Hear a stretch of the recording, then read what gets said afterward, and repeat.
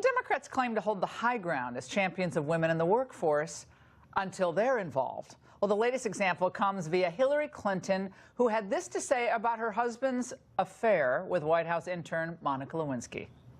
In retrospect, do you think Bill should have resigned in the wake of the Monica Lewinsky scandal? Absolutely not. It wasn't an abuse of power? No, no. There are people who look at the incidents of the 90s and they say a president of the United States cannot have a consensual relationship with an intern. The power imbalance is too great. Who was an adult.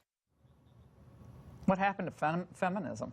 Joining us for a debate, Monica Crowley is a senior opinion columnist for the Washington Times, and Dee Dawkins-Hagler, former chair of the Georgia Legislative Women's Caucus. Monica, let's start with you. Bill Clinton was 49 years old, of course, president of the most powerful country on earth. Monica Lewinsky, in her own words, it was her first job out of college. But Hillary Clinton thinks there was no power differential that negated consent of any type. Isn't that a big leap from what feminists used to believe? Absolutely, Laura. I mean, look, the Clinton-Lewinsky affair was textbook abuse of power, textbook. And the fact that Mrs. Clinton, given the new context of the Me Too movement and this whole new environment culturally and politically in which we are in, the fact that she would claim that it wasn't abuse of power because Ms. Lewinsky was a, quote, adult at 22, it is so epically tone-deaf that it shows yet another reason why she lost this election. The fact that she cannot process, even all of these years later, what her husband did. And it wasn't just the affair with Monica Lewinsky, but the subsequent perjury and obstruction of justice, which is what he was impeached for. The fact that she still can't process this and be honest with the American people and herself about it is staggering.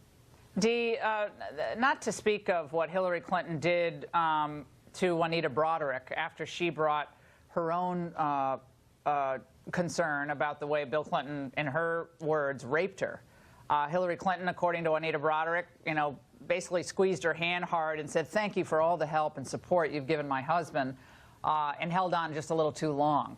But Hillary Clinton today says, no, I guess this was all okay because by any means necessary. Get power and keep power. How is that feminism, though? I'm confused about what feminism even means anymore. Well, thank you for having me on, Laura. So basically, Hillary Clinton was right in her assessment. It was consensual. It was two adults who decided to be together. Now, Bill Clinton, was it the right decision? No, but you cannot regulate morality. And so illegal does not always equate to something that is immoral. So. And her squeezing someone's hand, maybe she was just trying to process it all. I believe that every woman's voice needs to be heard, but at the same time, there needs to be processes in place so that everyone gets the right to be able to say what they need to say, which didn't happen in this Kavanaugh case. I mean, because there were several women who said that they had been assaulted and they never got the opportunity to speak. Yeah, well, obviously, the country is wildly, I think, tired of bringing up stuff from 36 years ago where there is literally no contemporaneous corroboration. But, Dee, I want to get back to the question at hand. This is the exertion of power and a power differential between an adult man who is the head of the most important, most powerful nation on earth with an intern. How, as a feminist, do you say that that is legitimate consent? How is that consent when you're the president of the United States and she's a low-level intern with her first job with no experience at all in the workplace? I mean, I'm not saying she has no responsibility, but I'm talking about what feminism has been about, what the leaders of the feminist movement from the 60s on out have written and thought about true and valid consent. Well, feminism in itself says that a woman has a right to decide and dictate what she does with her body. So it doesn't limit her because she's 22 years old to make an adult decision. When I was 22, I had 2 children working a full-time job, and I watched a lot of women climb to the top because Monica Lewinsky's life was, was hurt. I won't say it's ruined because every life is worth a lot in the eyes of God. But where did she go after that? What kind of life did she have? Bill Clinton went on to make speeches for, $500,000 a pop, Monica. Let's Still go is. to Monica Crowley, not Monica Lewinsky, Monica Crowley. So Yeah. he went on to be the toast of the global society.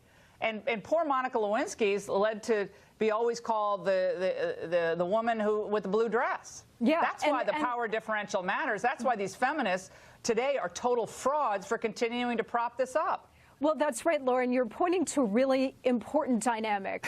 The feminist movement was supposed to be affording all women the opportunity to make their own choices, whether to get an education or go to work or stay home with their children, right? But over time, it became such a politically charged movement of the left that they began applying the double standard. So the Democrats are all for Me Too unless and until it hits one of their own, like Keith Ellison or like Bill Clinton, in which case, 25 years ago, however long it was, they circled the wagons around Bill Clinton because he was right on the issues, particularly on abortion. All right, so ladies, they did everything they could to protect ladies, I have one more issue. under the bus. Okay, we got to leave this issue. I want to get your thoughts, Dee, on another issue. The left, I don't think, was satisfied with attacking, white privilege for white male privilege. The left is now accusing white women of benefiting from patriarchy power. You can't make this stuff up. Let's take a look. There have always been incentives on the table for white women who benefit in a white patriarchy via white supremacy and their proximal power via white men in upholding a fundamentally conservative white patriarchal power structure. White women have historically voted conservatively and on behalf of the white men to whom they are attached. Dee, quickly, your response.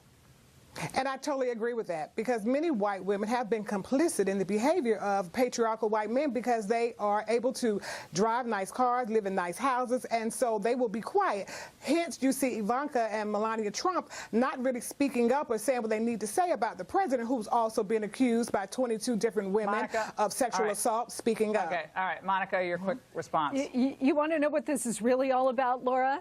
Donald Trump ran very strong among white women voters in 2016. He won a majority of them. He is still running strong among white women voters. So this is intended to leverage white female voters away from the GOP conservatism and Trump. It's all about power and getting power back. All right, fantastic segment. The Antifa mob creates continued chaos